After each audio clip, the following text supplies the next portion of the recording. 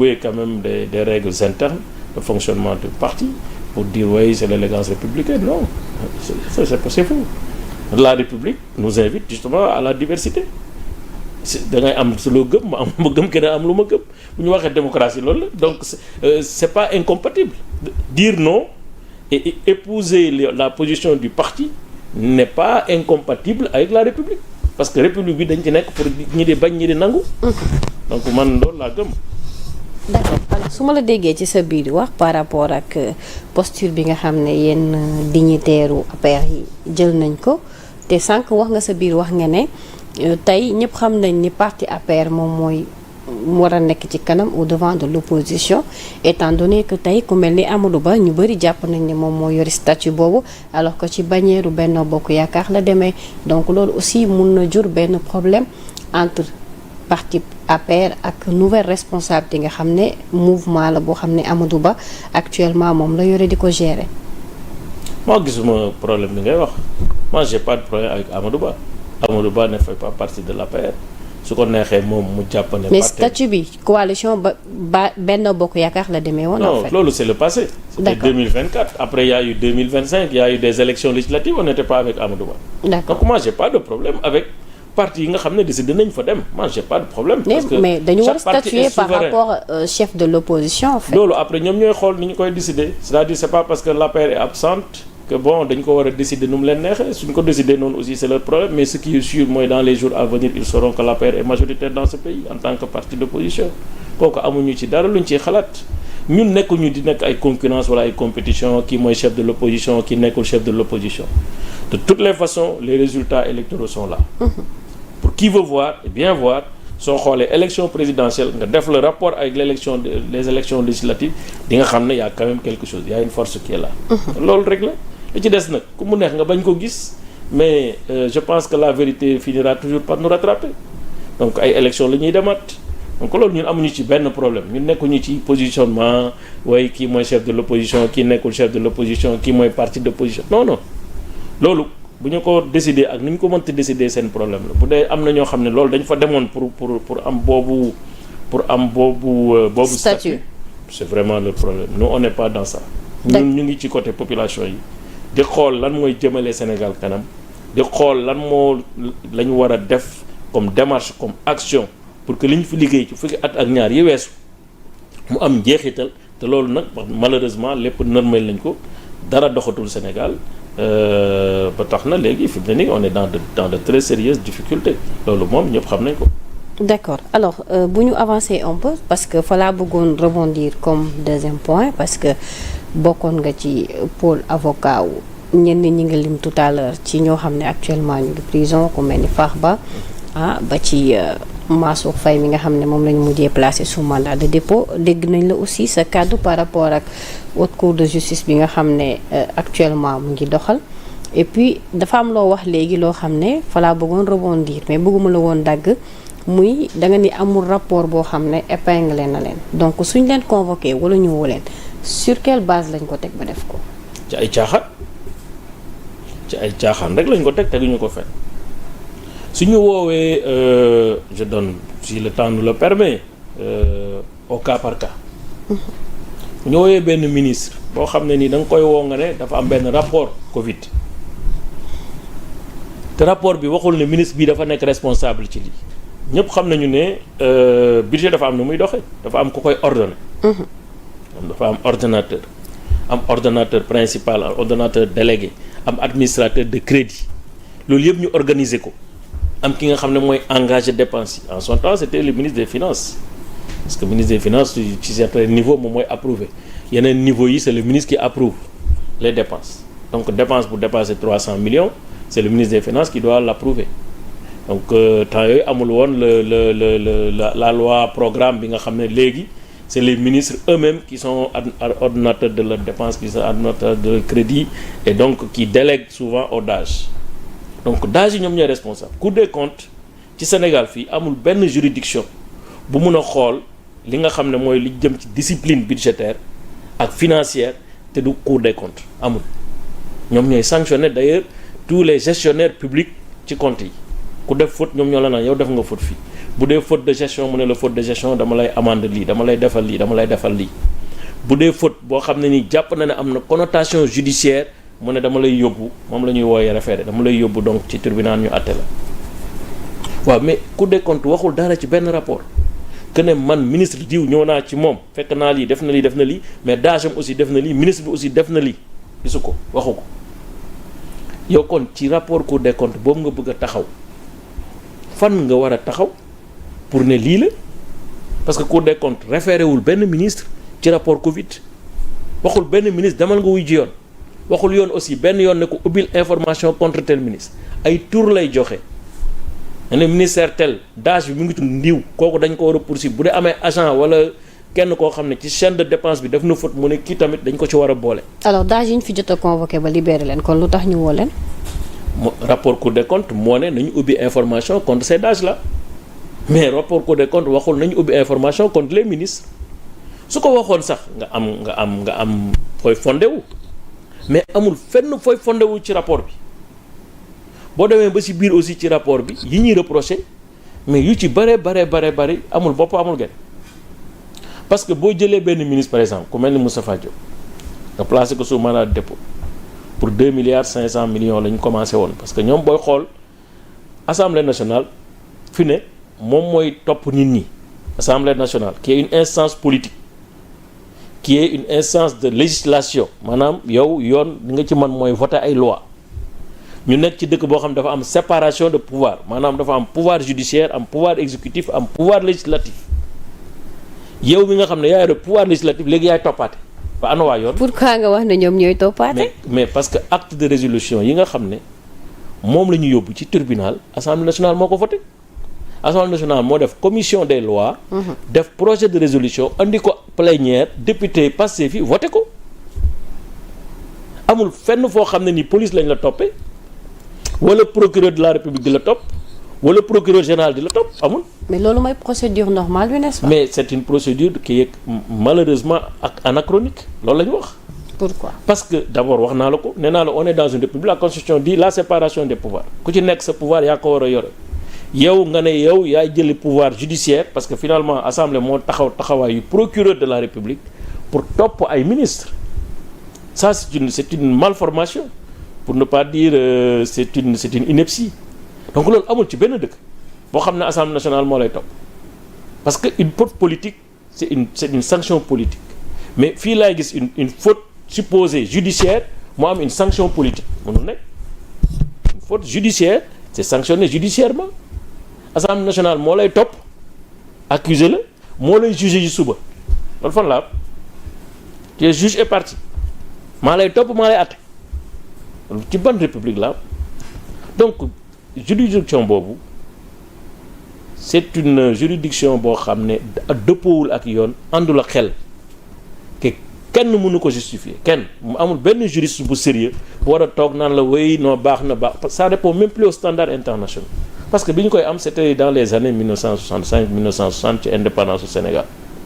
nga am haute cour de justice haute cour de justice bii gis nañu ne presque du fonctionner. mais si seen régime lañ ko. presque du fonctionner non c'est pas notre régime. mais yéen accepté ngeen ko bi ngeen fi nekkee non attendez y a une différence c'est-à-dire que Assemblée nationale loolu loi bi moo ko wax ne woy chaque année bu ñuy def bu ñuy installer bureau bi dañuy nommer en même temps les députés nommer. mais ça c'est que loi bi moo baaxul. loi bi moo baaxul c'est-à-dire loi boobu dafa dëppoowul ak standards internationaux yi ñuy rendre justice suñ la àttee tey mënoo def benn pourvoi mënoo def benn recours loolu fan la bu ñu la àttee tey mënoo def benn recours dossier yi ne ci biir ñoom xamul mais comment vous pouvez comprendre ay députés yoo xam ne nii soo xoolee sur les 165 députés je ne suis pas sûr que am na 5 juristes yuy liggéey ci droit amul donc ça veut dire que sur 165 il y a moins de moins de 3%. Problème mooy vous avez eu la possibilité de refaire de corriger. Ouais. Pourquoi vous avez laissé la haute cour de justice continuer mais d'abord comme parce ça? Que je vous dis quelque part quand vous dirigez un pays vous n'êtes pas focus sur ay institutions anachroniques vous les oubliez même des fois parce que vous n'avez aucune envie dossier Karim Wade le débat s'était posé est-ce que dañ koy yóbbu haute cour de justice wala c'est CREI moo koy àtte mais les gens ont dit mais CREI ça offre au moins beaucoup plus de garanties parce que mën nga def pourvoi en cassation mën nga def lii mën nga def lii mën nga def lii donc mieux vaut ñu yóbbu ko CREI où il y a des garanties de recours, où il y a des possibilités de faire appel, il y a des possibilités de faire un pourvoi en cassation, nga koy yóbbu haute cour de justice. Et tout le monde était d'accord que haute cour de justice moom vraiment c'est un machin, c'est un instrument d'avilissement. En réalité c'est ça, c'est pour avilir des anciens fonctionnaires, des anciens ministres, c'est un appareil de périssement. Voilà, donc loolu moo tax haute cour de justice personne ne voulait de la haute cour de justice. Personne n'a voulu d'ailleurs mettre en œuvre et en route la haute cour de justice parce que c'est des démocrates. Maintenant évidemment on aurait pu en profiter pour des réformes, pour changer ko, pour nangam, mais quand vous êtes dans un pays où les priorités sont ailleurs, ñi seen priorité c'est chasse aux sorcières. Pourquoi vous avez dit chasse aux sorcières? Parce qu'en principe, la reddition des comptes, c'est l'ordre normal des choses. Ouais, quand on vous donne un pays, bu mandat bi jàllee war nañ mën a def nu mu tuddati reddition des comptes xool. Je suis d'accord. liñ leen dénkoon reddition des comptes naka ngeen ko doon gérer. ce n'est pas le règlement des comptes. reddition des comptes c'est joxoon nga ma lii waxu leen la def ko ci lii est-ce que def nga ko ci wala defoo ko ci. Mansour Faye dañ ko jox xaalis. 60 milliards ne ko jëndal lii jëndal lii jëndal lii jëndal lii jëndal ceeb temps jëndal diwlin temps jëndal sucre temps li ñu ko jox moom la dépensé y a pas un seul franc de sortie des caisses de l'État qui est entré ailleurs que ci li ñu ko joxoon. mais pourquoi kon juge bi rejeté question yi? mais il faut lui poser la question. et puis parce que vous m'avez donné loolu mooy reddition des comptes jox nga ma dépense ne ma jëndal ma ceeb dépense boobu jël naa ko jëndee naa ko ceeb. bi may jënd ceeb yoon daf ma ne bu la neexee nga jënd ko la neex ma ne non man su ma xel mayu ma loolu damay def appel d'offre malgré que am naa exonération de respecter le marché public nga def appel d'offre avec l'accompagnement de l'ARMP defee ko nii nga defee ko noonu dans un appel d'offre comment ça peut générer une surfacturation ñu def appel d'offre c'est les soumissionnaires moins 10 ans qui vont être attributaires du marché nga ne dafa am surfacturation mais gis ngeen le témoignage de l'ancien ministre du commerce dit que d'ailleurs moom elle comprend même pas pourquoi Cour des comptes war a jël seen arrêt ñoom ba seen arrêté boo xam ne ñoom ñoo ko bind laaju leen sax est-ce que arrêté bi lan mooy porté bi un arrêté qui date de 2013 pour des prix de 2020 fan la am dans un contexte de Covid tout le monde connaît comment fonctionnent quand même les cours mondiaux en matière de matières premières, de denrées de première nécessité. Quand il y a des problèmes quelque part où les pays sont confinés, il y a une sous-production. loolu jarul sax ngay jàng commerce international pour xam loolu alors nga jël arrêté boo xam ne nii arrêté bi caduc na parce que loi bi wax ne arrêté bi mën nañ ko jël loi boobu moo ne bu arrêté boobu dafay ñaari weer maximum ñeenti weer arrêté boobu waratuñ ko appliquer nga jël ko bu ko appliquer ne lii mooy base u prix. Pourquoi vous ne l'avez pas appliqué sur le sucre bi ni ceeb bi dafay inflation noonu le sucre bi def bu ko gën a garaaw pourquoi appliquer wuñ ko ci sucre bi. est-ce que am na irrégularité par rapport ak. mais bien sûr c'est le même si on se fonde sur le même arrêté il y a une irrégularité. allez-y. Si on se fonde sur le même arrêté de 2013 kon il y a une irrégularité sur le sucre parce que l'arrêté de 2013 prix yi mu fixé ak prix yi ministère bi jëndee. Mais c'est comme yàlla ak yàlla vous prenez Moustapha Diop vous le poursuivez pour 2,5 milliards nga ne dafa am ay masques yoo xam ne jënduñu ko dans le même rapport le rapport dit que effectivement il y a eu 6 250 000 masques commandés à raison de 400 francs le masque faites le calcul donc soo defee calcul bi vous tombez net sur 2,5 milliards quand on est venu devant le juge mais on a dit mais attendez ou bien jënduñu masque ou bien jënd nañ masque su dee jënd nañ masque on a acheté quand même les 6 250 000 masques ils ont dit vous avez raison oui le problème alors et oui dafa am ay masques yu manquants mais vous venez faire votre rapport en milieu de Covid où les gens continuent de distribuer les masques donc en mi-parcours vous faites un état de répartition des masques pour dire il manque 2 300 et quelques 30 000 masques mais nit ñi dañuy jënd masques yi stocké ko fenn di ko distribuer et même bu manqué woon mais vous imaginez contexte bi ñu nekk ci Covid le ministre day lekk masque yu ñu commandé ba pare même bu manqué est-ce que vous pouvez penser une seconde que ministre daf ko lekk wala daf ko jaay wala lan la ci def nit ñi dañu nekk ci campagne di dem ci marché yi di dem ci gare routière yi di dem ci hôpitaux yi di dem ci écoles yi dafa def campagne pour promouvoir le port du masque est-ce que yow su ma ñëwee fii Sénégal 7 jox la un lot de 1000 masques dama lay defal ma décharge c'est les campagnes donc rendre une justice aussi c'est comprendre ce qu'on juge c'est ça le problème donc loolu est-ce que nit war nañ ci mën a jël yóbbu la kaso surtout que quand tu dis bon maintenant j'offre quand même de garanties je suis représentatif depuis que ñuy wax rapport Covid c'est depuis 2022 nit ñi mënoon nañ daw bu doon am nañ ñu reproché mën nañ génn y avait des enquêtes de police yëgoon nañ ko te ñoom kenn woowu leen ci enquête de police yi mënoon nañ dem kon ñooñu wane nañ ne du ñu dem c'est des maires de communes qui sont investis du suffrage universel dañ leen ni ñuy voté président de la République noonu la ñuy voté les maires yi ñu jàll ñooñu wane nañ ne demuñu fenn amuñu benn envie se soustraire de l'action judiciaire en plus ils offrent des cautionnements ne man d'accord naa en attendant enquête bi di jàll cautionnement baa ngi ne suñ ma daanelee ngeen jël suñ ma daanelul condamné wuñ ma ngeen remboursé ma suma yëf mais bu dee justice boo xam ne nii non dama lay wax c'est-à-dire c'est une justice qui est dans la sérénité dans la lucidité dans la justesse parce que justice sans justesse des mesures c'est une injustice bu doon ci justice bu baax la ñu nekk boo xam ne nii dafay jël humanité ak ngor ak dignité qui caractérise notre république teg ko seen kanam balaa ñuy àtte jàpp naa ne Mansour Faye Moustapha Diop ak ñeneen ñi nga xam ne liwuma leen te ñu bari mais amuñu woon benn seconde bu ñuy dem ci mais maître foofu noonu tamit ma jëlaat beneen exemple mais ma rebondir foofu rek très rapidement parce que am na loo xam ne aussi il faut ñu tenir que compte parce que c'est pas forcé que da ngay cautionner rek que juge bi daf la koy accepter aussi loolu ci prérogative am la je suis d'accord ok mais da ko war a am fu mu ko teg allez-y dafa war a fu mu ko teg day wax ne kii même bu dee cautionné na gis naa ko mu def ay tentatives pour daw parce que juge aussi c'est pas de l'arbitraire hein sa décision bi ngay àtte da nga ko war a jox nit ñi ñu xam ne yow sa décision bi ci lii ak lii la fondé même suñu d'accordul sax au moins mu am motif donc dama ne lu yenu maanaa ñëpp xam nañ ko trouble à l'ordre public mënatoo ko waxati parce que bu dee droit la ñuy def aussi parce que boo nee trouble à l'ordre public mooy kon kii moo doon le trouble à l'ordre public bu yàgg pourquoi muy xaar bañ koy yow ci juge bi muy trouble à l'ordre public boo waxee aussi wooy parce que wooy dafay bañ dañuy bañ vérité bi bañ a feeñ mu soudoyer ay témoins wala nangam na mais bu ko doon def na ko bu yàgg les enquêtes ne datent pas d'aujourd'hui c'est un rapport de 2022 avec des enquêtes de police de 2023 donc loolu ñuy wax dafa taxawul mais est-ce que kaaw Moustapha Diop moom aussi ni mu communiquer est-ce que moom aussi permettrewul sax ñu jàpp ni loolu moo am. communiquer ci parce que dégg nañ ko ci biir kàddoom bi mu nekkee ci plénière bi mu ne man li ngeen may toppee daanaka bëriwul